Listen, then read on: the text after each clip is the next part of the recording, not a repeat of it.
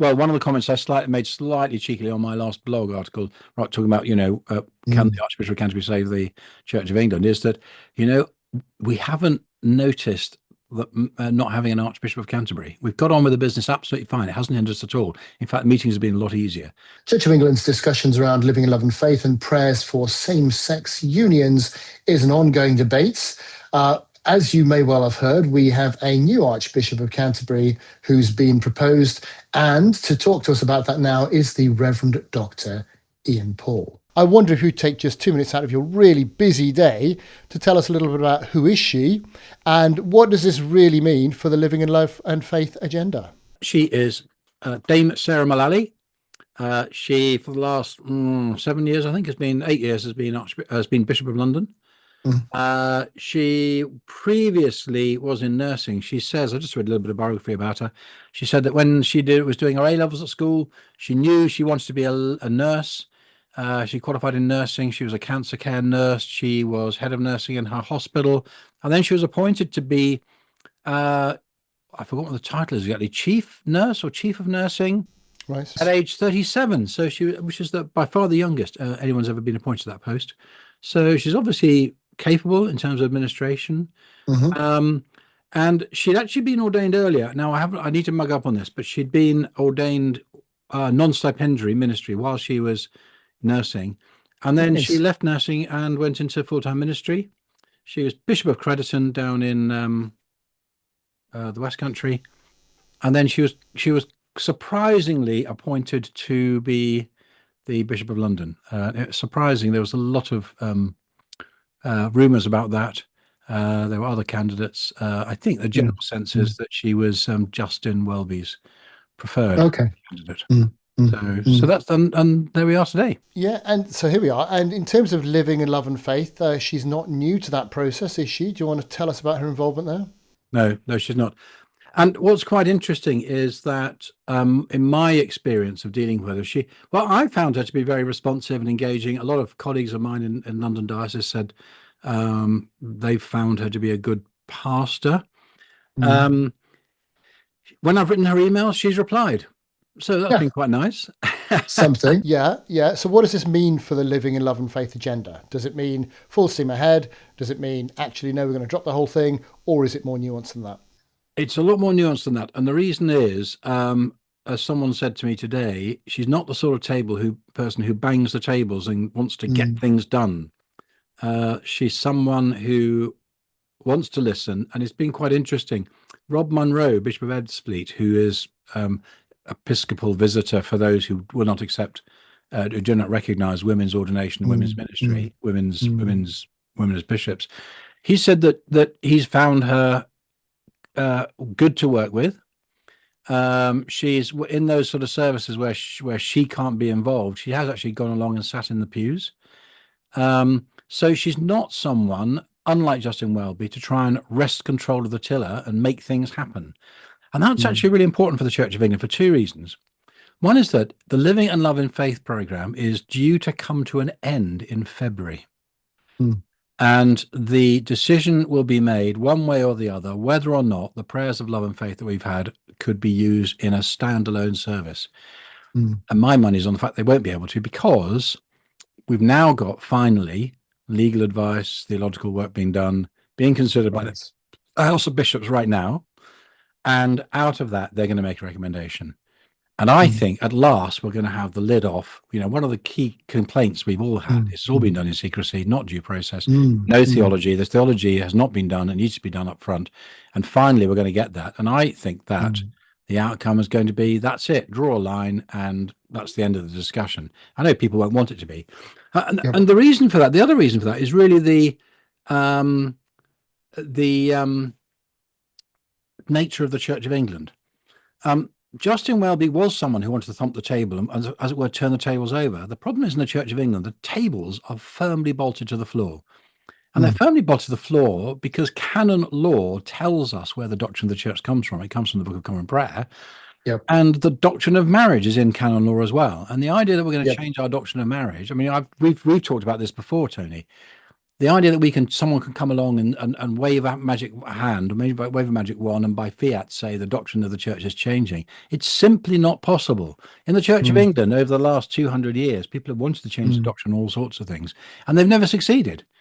And in fact, in the church, change has come by people changing things on the ground and ignoring the doctrine of the church, but it still sits there. And the approach has kind of been, well, actually, we won't change the doctrine, but we'll just implement some practice that seems to give the impression that we're endorsing things other than the doctrine. Yeah, exactly. Which is not a route of integrity, really.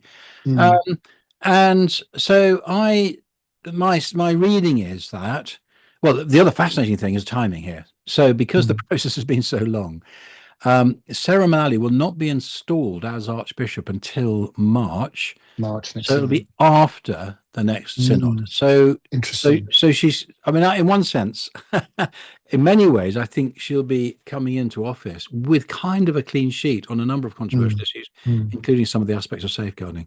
Now, you've said elsewhere that this is not a political appointment, in your opinion. No, people have said it's a political appointment. I think it's nonsense. It's not a political appointment.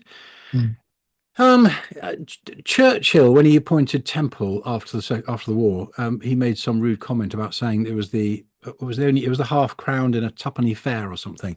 In other words, saying he didn't have much choice because there weren't many good people to choose from. I mean, when people have said to me, "Well, it's Sarah Manali is the wrong choice," I'd say, "Well, who else would you choose?"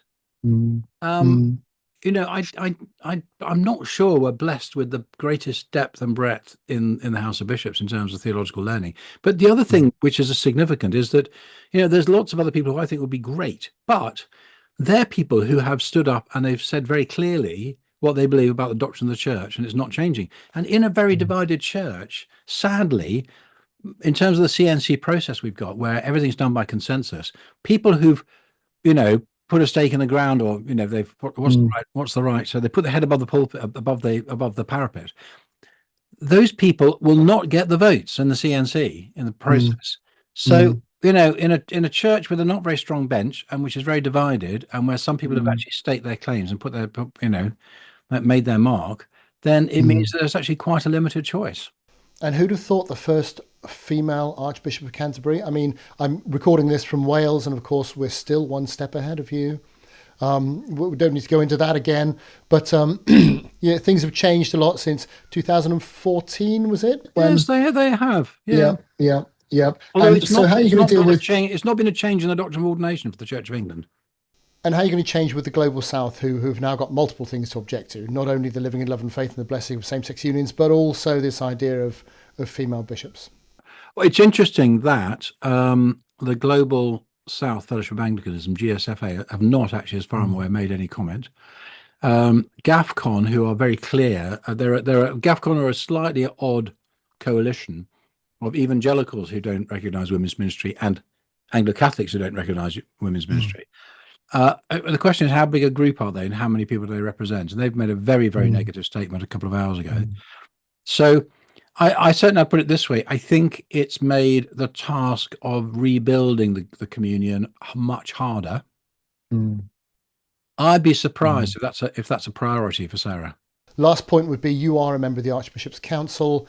Is it going to change dynamics there? Are you looking forward to an improvement, or how do you feel about that? I'm speaking on my own behalf. I'm not speaking for the Archbishop's Council. No, absolutely. I can certainly tell you that.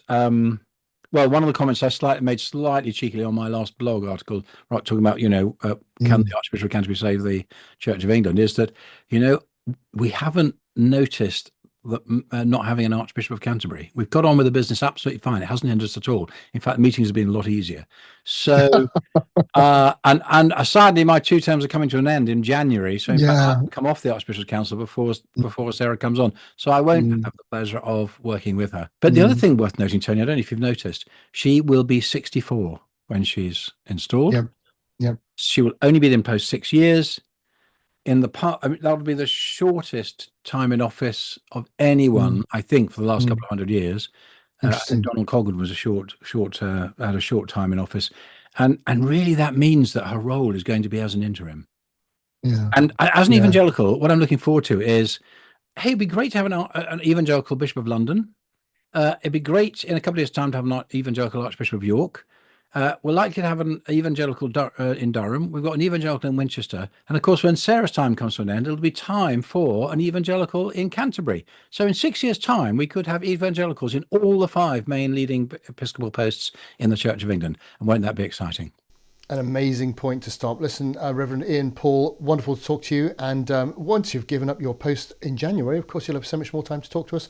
But thank you very much. Have a great day talking to all the people in the queue to talk to you. Thank you, Tony. Take care. God bless. Bye-bye. Bye-bye.